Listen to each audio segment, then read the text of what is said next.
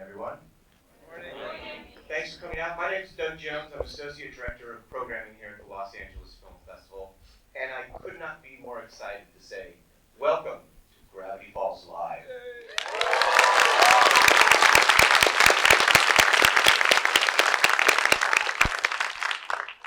Before we get to any of that, a couple of things I wanted to mention. I wanted to mention Los Angeles Film Festival is presented by Film Independent. And we're also produced in conjunction with our media sponsor, the Los Angeles Times, and our venue sponsor, the Regal Cinemas at LA Live. So they help us tell you what films we're showing and also actually help us show the films we're showing. So big thank you to them. Another two groups that I want to give a big thank you to. First, Disney Television Animation for helping us put this whole thing together. Would not be possible without them.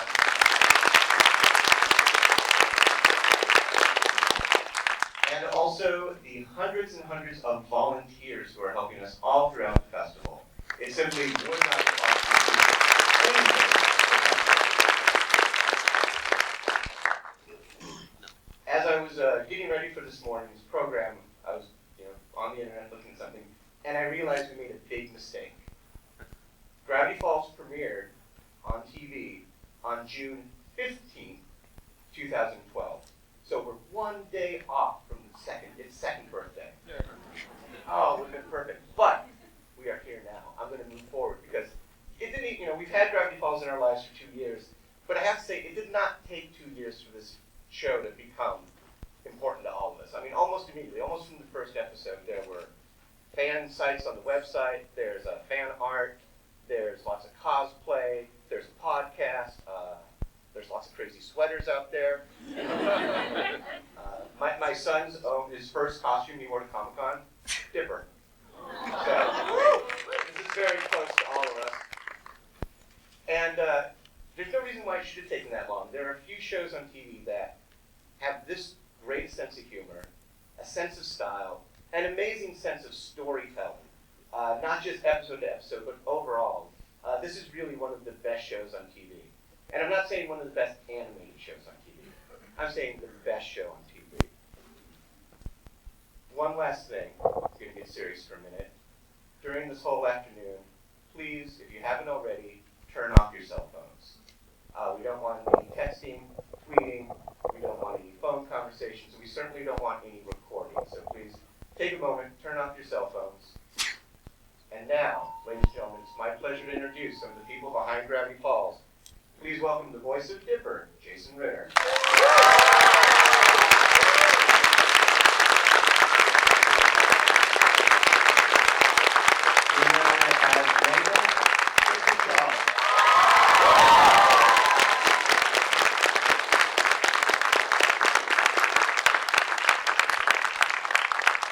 Sometimes he's Rumblestan, sometimes he's Zeus, but he's the man who created Gravity Falls. Please welcome Alex Hirsch.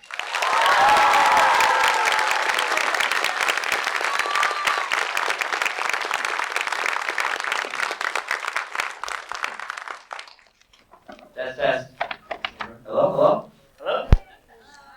Hi. What up, nerds?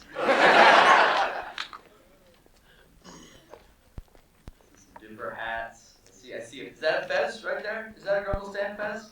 Or a beanie, maybe? Right here. Oh, there it is. There's a journal right there. Awesome. Oh my gosh, I gotta go look at that. Another There's journal. another one. Whoa, yeah, wow. Oh my gosh. Ah,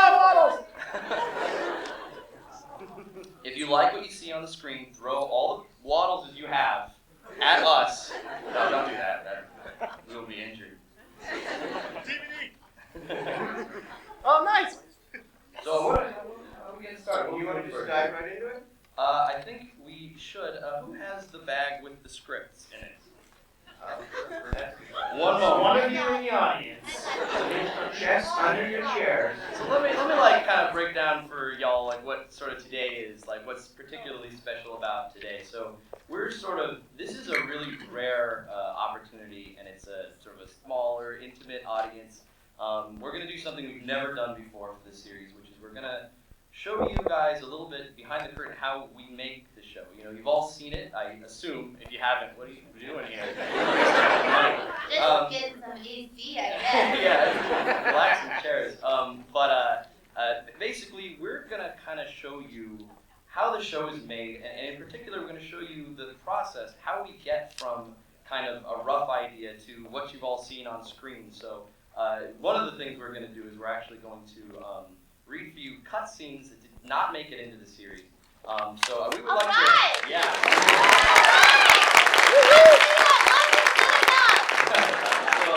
we're going to start with just one very short, tiny scene from an episode you've seen that did not make it in, and talk about what happened and the changes that were made. So, does everyone have your script? I have one. Which one are we doing? You're 1, gonna 1, do 1, 11, some 12, of or 2, 27? Oh, the one that says Mystery Shack at the top.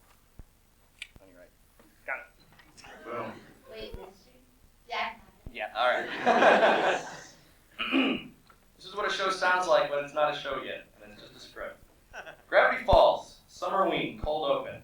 Interior Mystery Shack, kid's bedroom, crack of dawn. It's a fine summer morning in Gravity Falls. Birds chirp, the sun shines, Dipper and Mabel sleep soundly in their beds.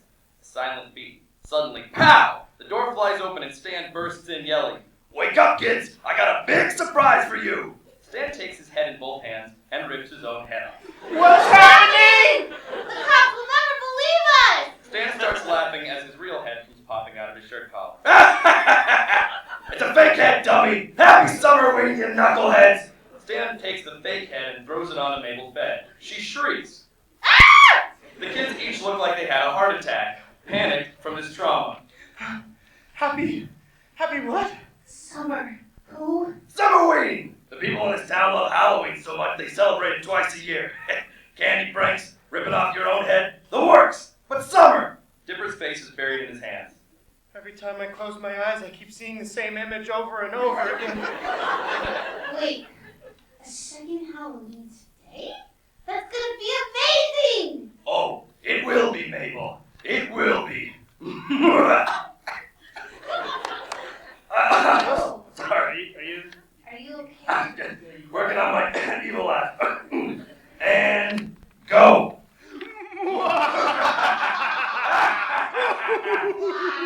And scene.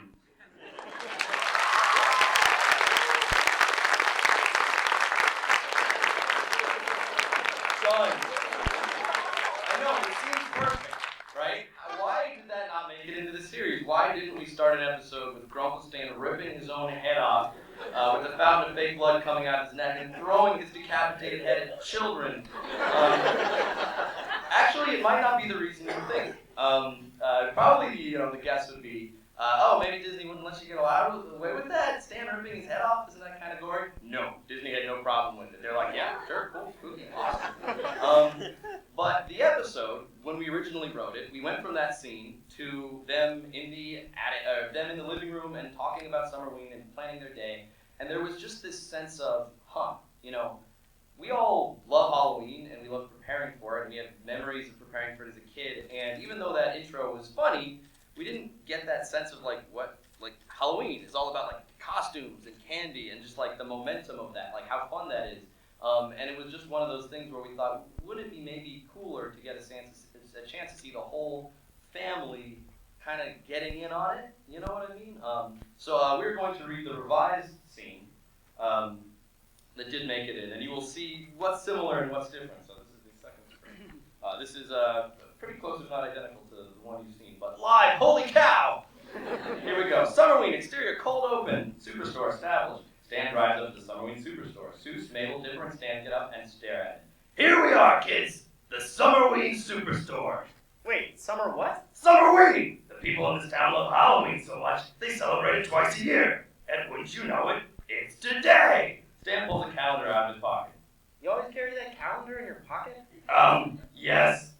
Halloween. Something about this feels unnatural. There's free candy goats. Cut to interior party supply store. Wide shot of the interior of the party supply store. Stan and Seuss are browsing in the background. There are costumes everywhere. That's a happy Summerween. To the costume aisle! Seuss is amusing himself now with the Halloween candy dish with a cackling head. He presses the head. I lend you a hand, but I don't seem to have any. Dude, this guy tells it like it is. The manager comes out. Kristen, be the manager. Sir, could you please stop pushing that? I am a manager. Make these heads less hilarious and you got yourself a deal. Zeus presses the head again. Zeus happily presses 3 once. The manager walks away defeated. Stan walks over with an industrial-sized drum. Ha! When the children come to my door tonight, they're gonna run away screaming from Stan Pines, master of fright. Boo! Stan yells boo at a random baby. The mother walks out of the store annoyed. The manager looks at Zeus, who's pressing every mechanical skull head. Stan's carrying a barrel of fake blood over his head. It's leaking. Uh-oh, I think this one's leaking. Manager. The police come and eject the Pines family from the store, said the manager. Not today! Yeah! Stan tosses a handful of glitter into her eyes. The 5 of them all tear out of the Halloween supply store. Mabel in a wheelbarrow, Dipper wearing a costume, Stan with fake blood capsules falling out of his pocket. You paid for this stuff, right? Of course. Cut the woman looking confused at $50 in Stan bucks. Crudely drawn bills on lined legal paper. I hate Summerween. Let's move! End scene.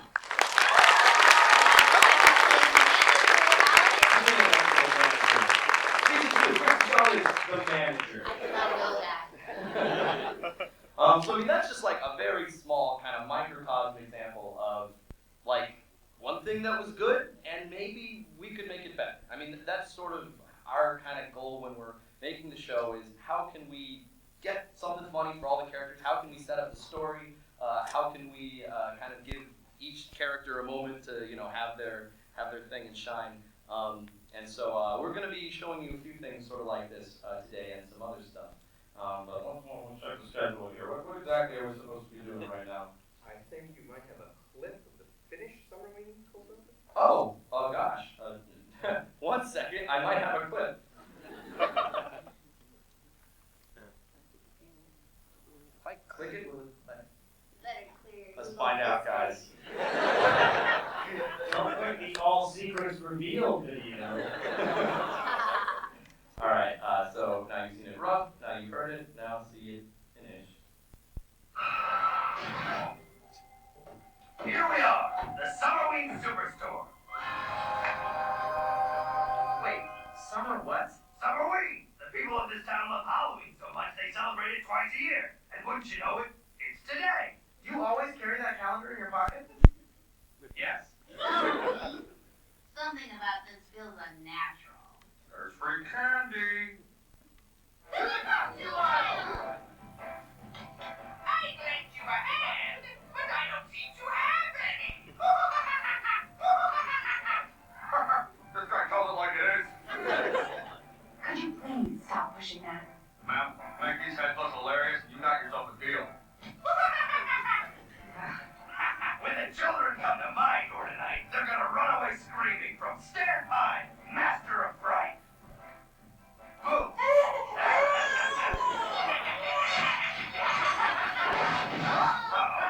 This one's leaking. Have the police come and eject the Pines family from the store. Not today!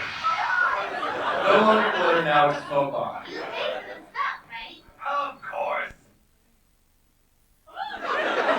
Summerwing. Let's move!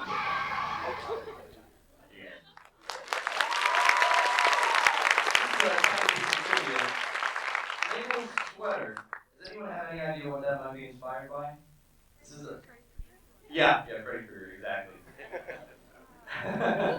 yeah, absolutely. A lot of Mabel's sweaters have hidden meanings and references, and some of them don't. You'll have to guess which ones those are. So I think we've gotten a taste of you need to go from script to an improved script to what actually ends up on TV. But I mean, this changes all throughout the show when you're working on the characters. Absolutely, yeah. I mean, just making a TV show is it's sort of like putting on a play. You have to build every single thing from scratch. Someone has to draw the trees. Someone must design the backgrounds, decide what color everything is. Are those bowls orange? Are they green? Also, there's tons of hidden things in there because we have a hard crew of nerds working very hard on the show. These masks right here, that's our crew actually from season 1. Those decapitated heads. Let's see, the guy in the baseball cap, Johnny Oshima. Some of you may recognize his name as the dolphin monster Mabel rides on her candy strip. Eric Fountain to his left. Let's see, Dave Kimmel, Matt Brawley. Yeah, I'm not in there actually, but I do appear in a few spots in the show. Don't tell Disney. That's a secret. Yeah, I mean, there's so many pieces that go into it, and sound design and sound effects and music and all that. Yeah, I mean, things. Now this is a small change, right? Like it's not a big change. Like we kind of went from one thing that was similar to another thing. We have a completely different, like never before seen, not animated, didn't make it that far, but made it to board stage scene from an episode, Dreamscapers. Dreamscapers was one of the hardest episodes we ever did because it had a lot of weird, crazy things. We had to both tell a story about Dipper and his uncle and how they didn't get along as well as they should, and also about Gideon and how he wants revenge, and also about this triangle thing, this weird Dorito, Illuminati, whatever. And this is a character that had been in our minds forever when we created the series. I always sort of imagined him as this sort of trickster jerk of sort of a mysterious origin who had a role to play that would be revealed. We hid him throughout the show, but when it came time to actually have him make his entrance, what's the entrance? How do we make that right? And we went through a few different versions before landing on the utterly horrifying him appearing in a forest and ripping teeth out of a deer's face version. We have a totally different version. Do you guys want to see it? Are you guys curious? Yes! All right. So let me pull this up. We are going to, we need to get the binder for Jason, that thing over there. What you guys are about to see is something that you would see if you worked on the show. Every episode starts as a script and then goes to the board process where storyboard artists visualize the script, add jokes, figure out the staging, and we go from that spot to we time it to music and sound, and we make our big decisions, what we keep, what we lose. And this one made it all the way through the board stage before we realized, oh my goodness, this has a huge story problem, which we had no idea until we all watched it together. But it's kind of cool, so I'm going to show you all. Let me pull it up 1 second. Jason, make waiting music for me. That's good. I don't want to find it. I just want to listen to that video. So let me actually first show you a little bit about kind of the development of the story. So before we actually got into the storyboarding, I tasked the artist. I said, "Here's an outline of the script. Visualize it. Come up with images. What should the dream world look like?" That was the first thing before we could even get into board. So we had one of our artists here. You'll see some very rough, unfinished images. Where's the full screen? How do I go? It's all enough. That's a big screen up behind me. So this is a visualization of what it might be like in Stan's mind, in Stan's dreams when Dipper goes in. Here's some on the left. You see young Stan options. Is he a nerd? Is he a jock? You know what I mean? And little Dipper being harassed by him. Here's another potential stab. What Stan might look like as a kid. It would have been great to see a scene with Mabel and him, but didn't make it in. Here's a thought of maybe Stan's subconscious is visualized by a crazy vending machine full of secrets. Here's just some of the artwork as we were kind of trying to figure out. We decided Bill should appear in a glade surrounded by birch trees because they got spooky eyes on them. That's not an accident. Here's just some more kind of our sort of final look of, okay, it should be this sort of MC Escher-esque. And this rough sketch from one of our artists, Alonzo Ramirez, who's incredibly talented, became the final sort of nightmare realm. Here you see sort of the storyboard, how that looks, and how it changes and kind of becomes the background process. And our artists they're dope, man. They're the best. They're so good. They create these sort of bizarre nightmare escapes that you see. But yeah, so then we got to Bill. Well, what is Bill? How do we introduce it? One version, we saw him being introduced in Stan's mind, sitting on a giant couch with a big cola in his hand. Here's other sort of original manifestations. How much can he transform? What does he do? What does he change into? And what is Gideon's relationship with Bill? There you can see a version where Gideon's really terrified of him. We kind of further along the design process went to color. I believe those are Thai numerals. I believe that says 618 over and over again. Here's the actual final model sheet. I don't know if this is online, of where we finally landed with Bill. even something as simple as a triangle goes through 1,000 different versions before we finish it. All right, so let's show you this original intro scene. Hold on 1 second here.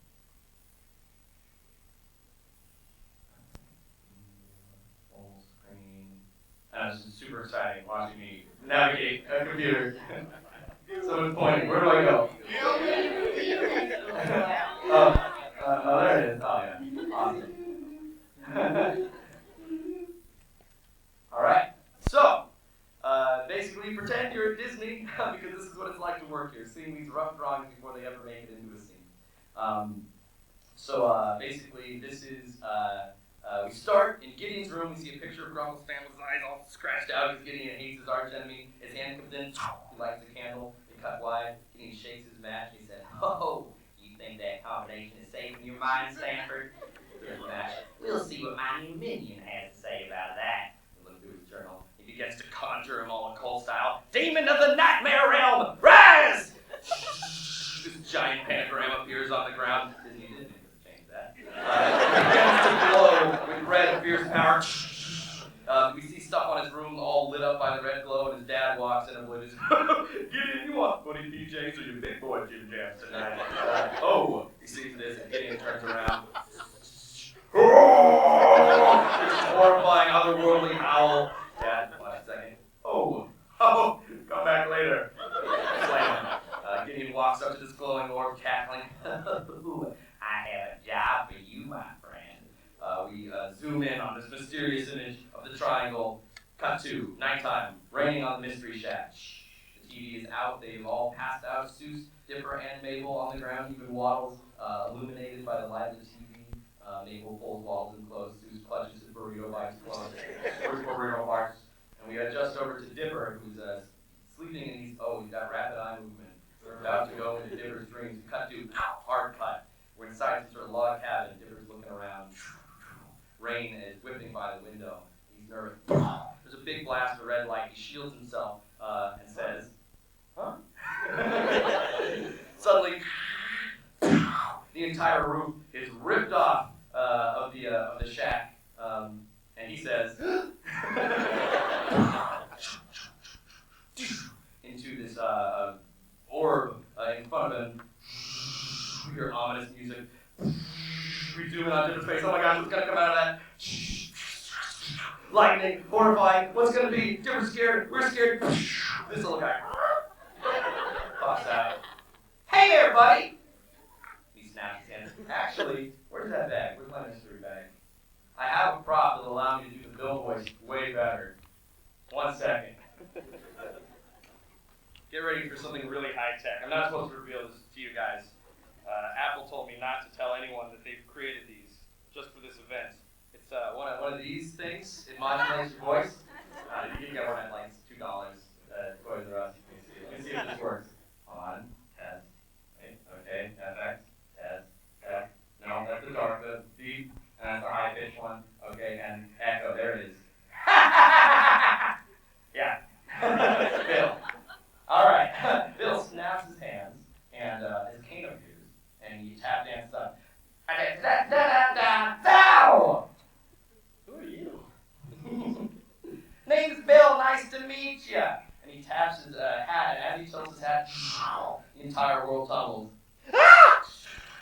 Dipper tumbles around.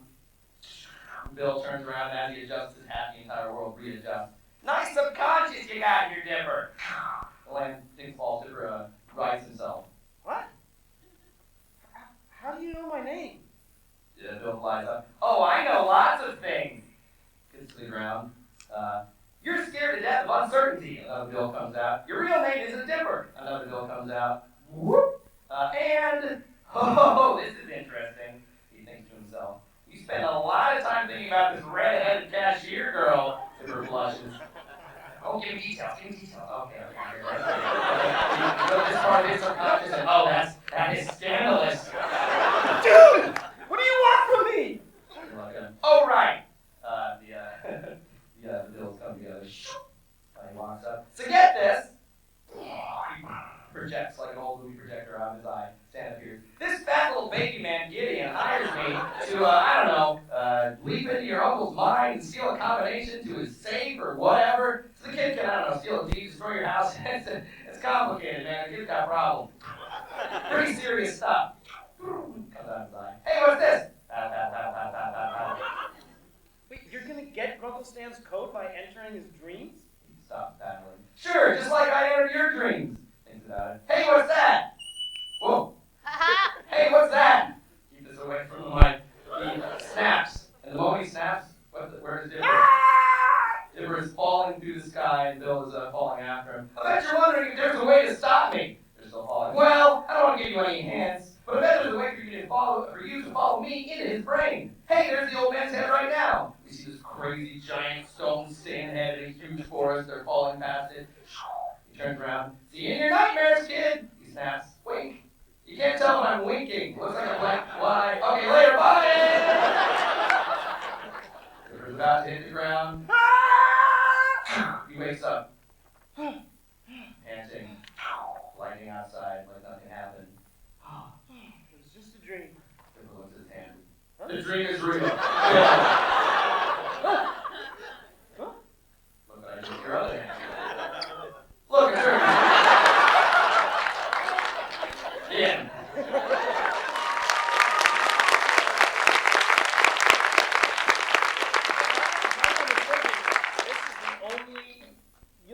No one will ever see that except for the people in this room right now. Yeah, this has never before been seen and may never again be seen. You are the only weirdos with the secret to Bill's original intro. You can whisper about it in legend. So I mean, this is just this is way different than what we ended up with. When we originally conceived this, we wanted to show off Bill's personality. Kind of our objective with this scene was show that he's untrustworthy, that he goes from terrifying, ripping the roof off your house, to totally blasé and paddling a paddleball, completely distracted. It seemed to us to make him more scary if you don't know what he's going to do next. And it also seemed to make him especially scary if you can sort of read your thoughts and whatever weird stuff might be dippering around in your head underneath that pine tree hat. We particularly wanted him to needle Dipper about Wendy because nothing could possibly make Dipper more uncomfortable. Wendy and I are just friends.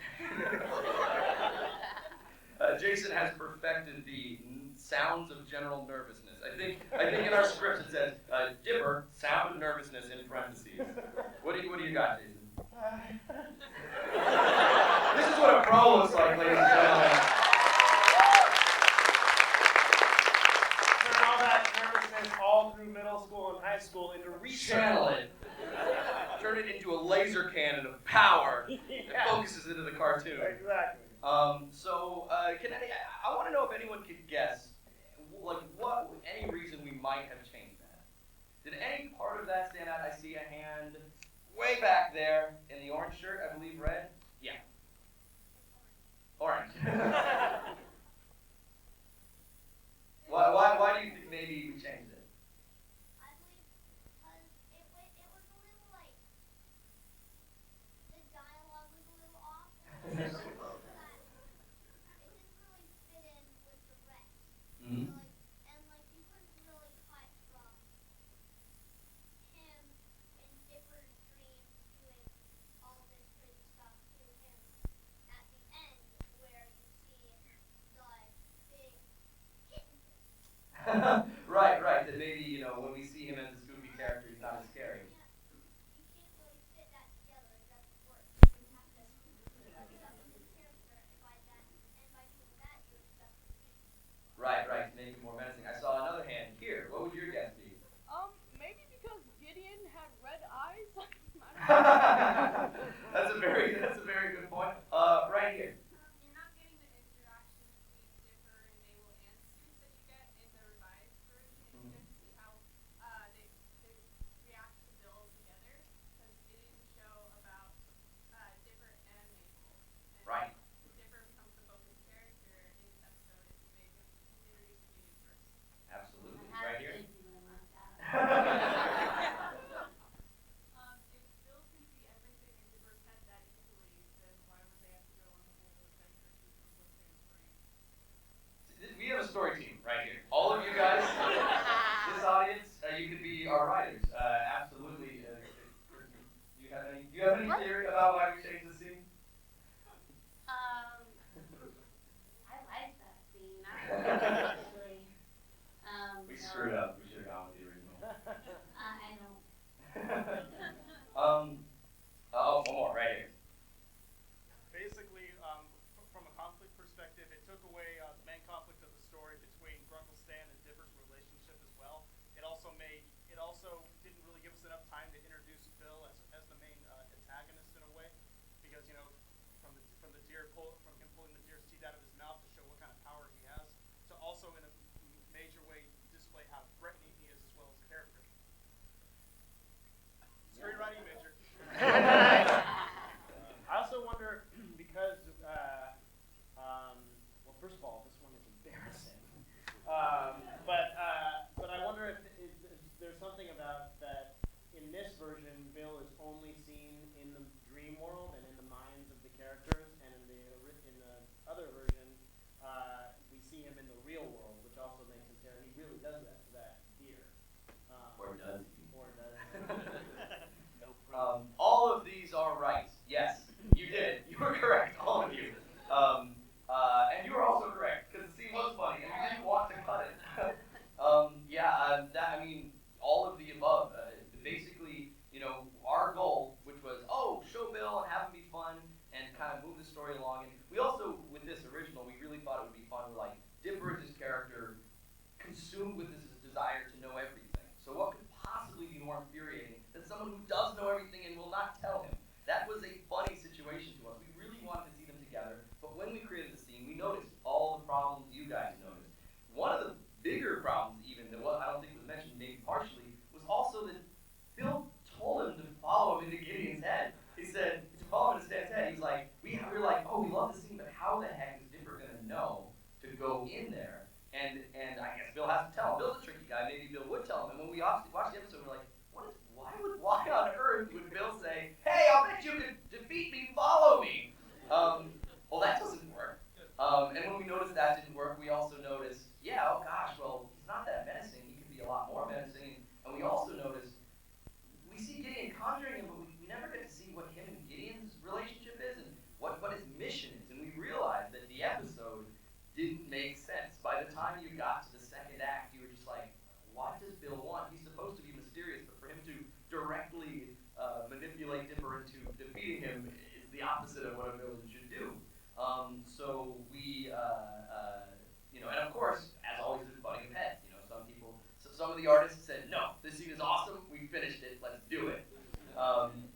Definitely the producers said, the scene is finished, let's do it, we've got a deadline. We kind of got our heads together and said, okay, well, maybe it would make more sense if Gideon conjures Bill, we see Gideon and Bill interact, when Gideon conjures Bill, the first thing Bill does is call Gideon a ventriloquist dummy, and then scare the pants off of him by mutilating a deer in front of his very eyes. And we realized, within a second, you're scared of this guy.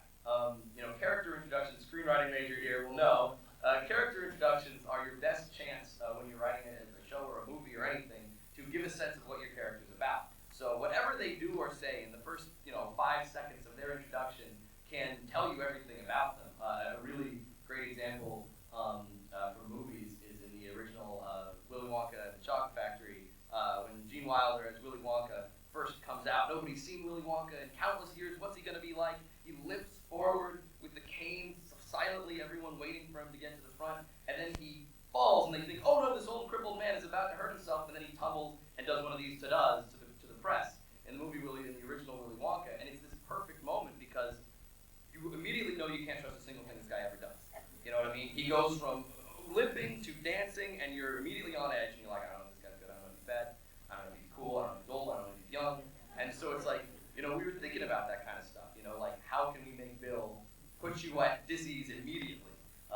Read your mind, freak you out, laugh it off, turn it around, and then agree to do what you asked for his own private reasons and rush off for who knows what reasons. And then, more mechanically, it allowed Susan Mabel to watch this, then go tell Dipper, and Dipper could react, I don't want to say Stan, he's being a jerk to me this week, and we didn't have to distract from his story about his Stan issue. I think I heard that Gene Wilder actually improvised that moment. He did. So, really, you can't fix it in writing. No, yeah,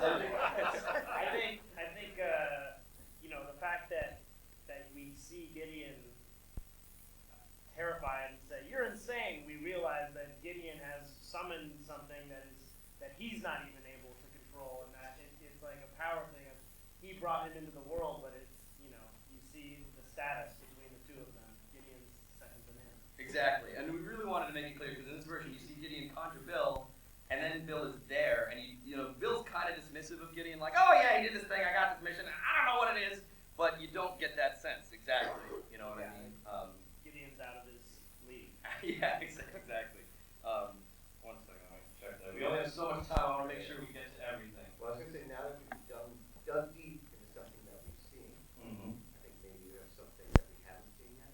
You guys want to see some new stuff? Too bad. Keep being hungry. All right. I'm going to very quickly show you a little bit because I don't want to run out of time.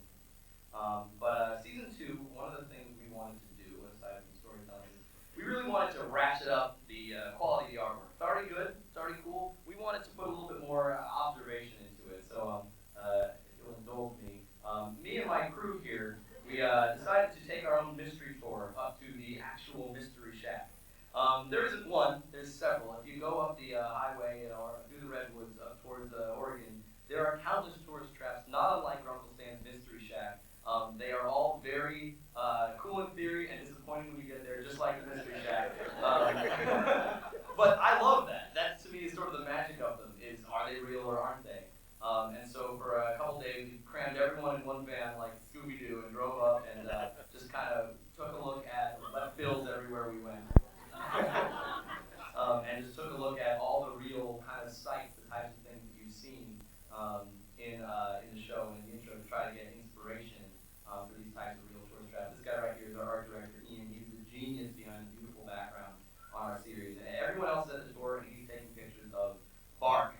Because he wants to figure out the textures, the look of what the forest looks like. I don't know why there was a baby head on our dashboard.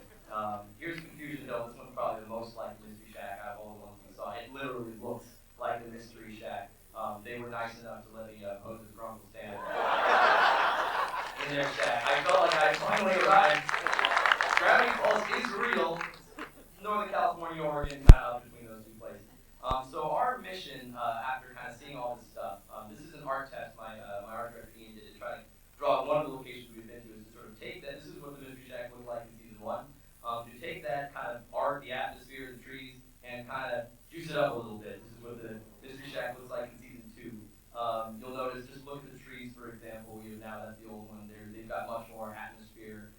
It's just a little bit more evocative, has a little bit more dirt under its fingernails. This is the kind of stuff that you kind of get when you try to use observation to sort of juice it up. Our artists were so excited after that trip to try to make this feel even more like we were in the woods, even more like we were in this spooky location. These are just a few other keys of the sort of outside around the Mystery Shack, kind of the ground stuff. They've been updated a little bit. And so those are some familiar locations. I'm going to show you with no particular order and no particular information, some videos from season 2.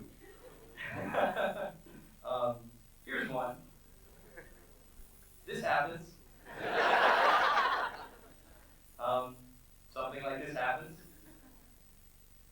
This is a bulletin board Dipper has. It's not unlike something I've seen many of the fans have. Season 2, Dipper has a mission. He wants to find out who wrote that dang journal.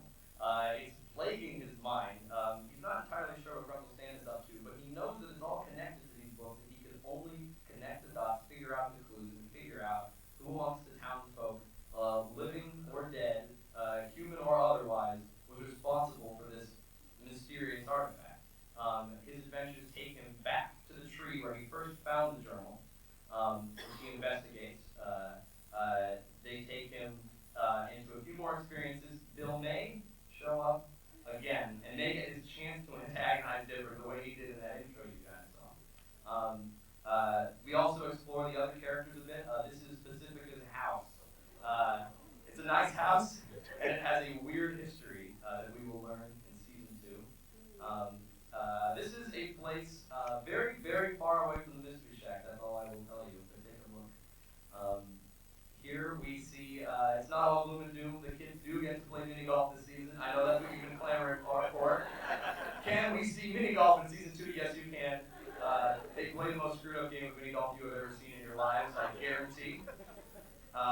Here we see a glimpse into Grunklestan's room. We have not spent much time there, and we get a little bit of we learn a lot more about Grunklestan this season.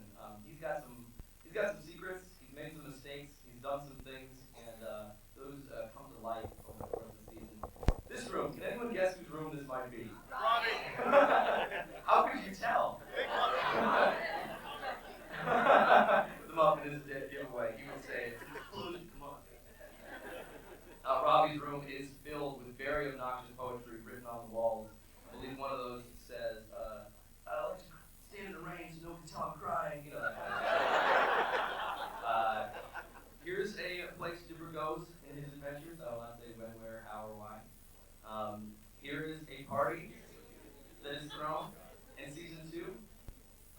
Here's another place Dipper may wind up. Mystery Shack at night. And yeah, Bill doesn't come back. Even the Gravity Falls Library is spookier and creepier this season. We try to dig deeper into the mysteries that we've been teasing.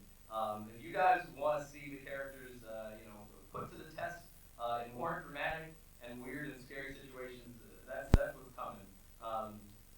Here's the Mystery Shack during an event. I won't say what. And here's someone who may be listening. Symbols. I think that's the guy with the long neck and a wide stance. This is somewhere far away from Gravity Falls. That stand is a puppet. It's not all gloom and doom. I have one more thing I'd like to show you. One tiny little clip if you guys want to see.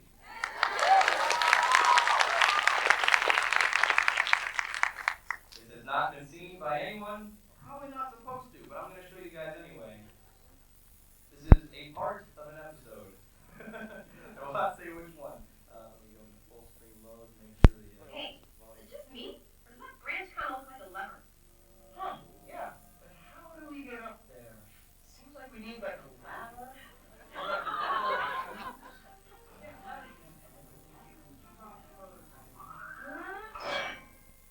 Boosh. Oh yeah, my dad used to make me compete in lumberjack games when I was a kid.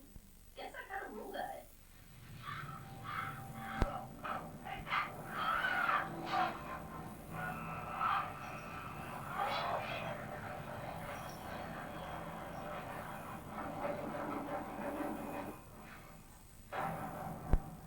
All right, guys.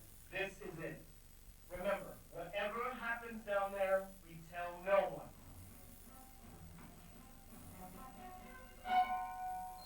Now, who wants to go first? That's it.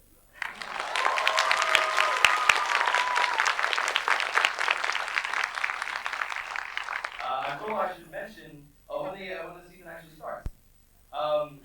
Gravity Falls season 2 premieres on Friday, August 1st, with our first episode, Karaoke. The second episode comes on Monday, August 4th. The Karaoke first episode on August 1st is on Disney Channel. The second episode, Into the Bunker, which you just saw a preview of, airs the following Monday on Disney XD. So it's coming, guys.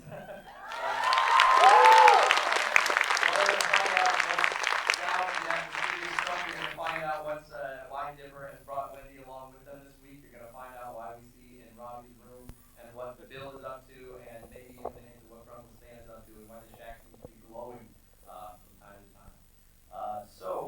Where are we now with our schedule? I think we are at the Q&A part. I think we're at the Q&A. And normally, I start off with some questions, because oftentimes audiences need to kind of get warmed up, think of some questions.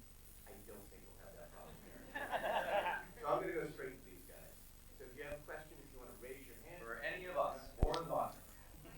How about glasses and Dipper hat right over there? How do we know that you're the real Alice? No comment.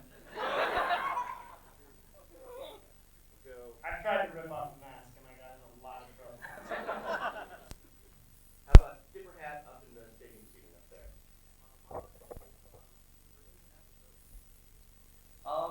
I've been told it takes about a year from the very first outline to the final mixed audio, but we do them all on top of each other. We kind of stagger them. So young lady right over there. Yes.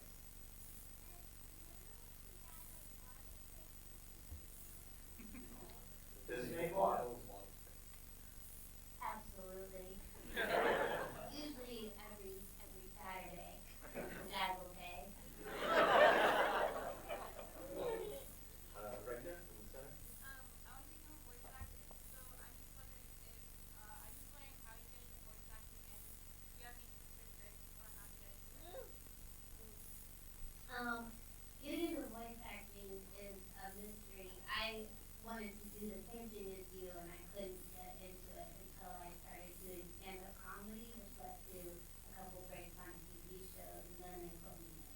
That was my path to doing it. I think ultimately, you have to also have a good peer group who wants to make cartoons, and maybe they'll put you in their cartoons. That happened to me as well. But Yeah, it's sort of a mystery to me as well. But I've always loved animation, and it's always been a dream of mine to do a voice in a cartoon. And and a couple years ago now, I auditioned for an unknown show called Gravity Falls, where we did this really short pilot that looked completely different. I think there have been some clips put online or something, but and it just happened to work, and here we all are now. But I don't have any secret information. you can do it. You can do it. There's a third aspect to it, which is cheating, which is just make your own show and you have it. It's frowned upon. It's fun, but then everyone will hate you. Alright, how about LA baseball cap right there? Is it, tiring to play all those characters? Oh no, it's fun. I don't know, is it tiring for you guys? No. How is Mabel different from the other characters you play? Mabel's different because she's from here, she has her bedazzle face. That's something that the other character I play would never have. But a lot of people ask you to play like kind of like really like crazy sociopath type characters, and Mabel is just pure sweet. That's true, Alex. I would say that Mabel is the closest to me as any character I've ever played, for sure. And I love her dearly. Well, I love all the characters, but Mabel is real cozy. This is Mabel, like grown up, like in Yeah. real life. Like, am I allowed to mention any of the Mabel-y things that were at your wedding? No, let's just keep that. Let's keep a lot of it. There might have been a llama. All right. The young lady right in the front row here.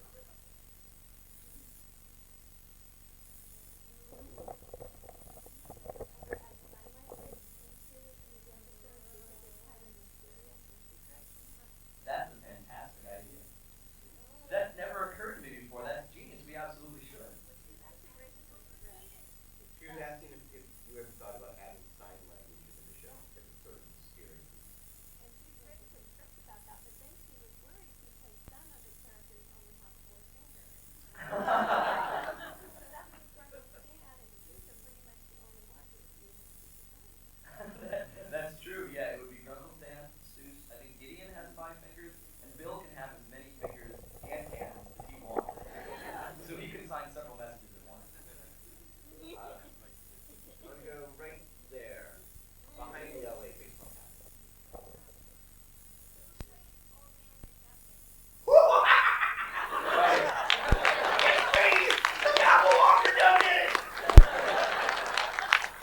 Alright, we're running out of time, there's a lot of hands, so I'll go back up to the stadium seating, skip her hat in the center.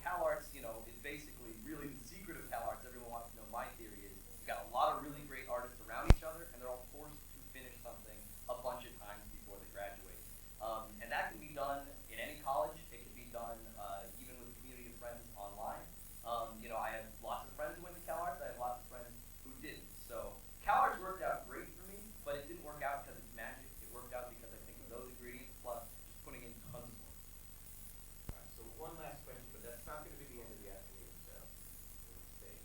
So we'll go right here, young man. Alright. Me and my dad, we've been working on Dipper's journal ever since September. Sorry, I'm nervous. That's amazing. And we've made all the pages. We're still a little bit work in progress.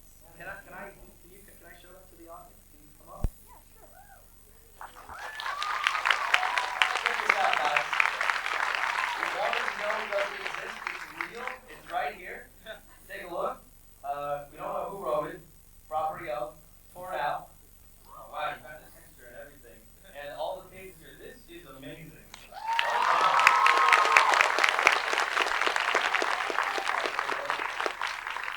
What would you have to say?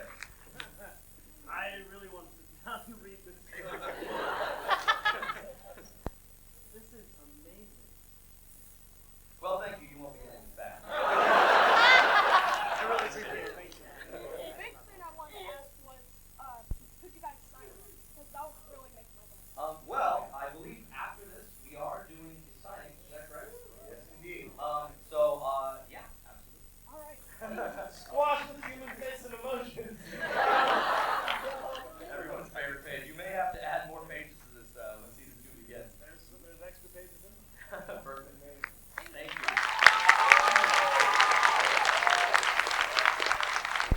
So, as we did just mention